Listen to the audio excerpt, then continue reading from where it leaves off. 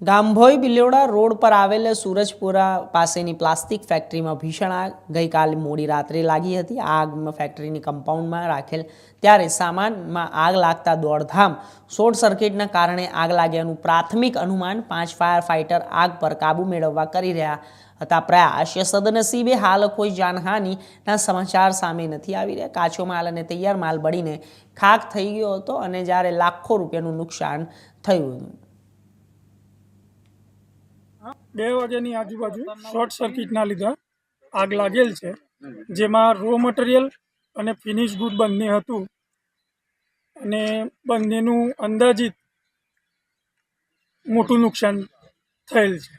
Himmatnagar fire બ્રિગેડને જાણ કરવામાં આવી? હિંમતનગર ફાયર બ્રિગેડને જાણ કરવાથી તાત્કાલિક ધોરણે આવેલ અને એમને પાણીનો છંટકાવ કરીને આગળ ઘણો બધો પ્રયાસ કરેલ, છતાં બી થોડુંક રહી ગયેલ છે।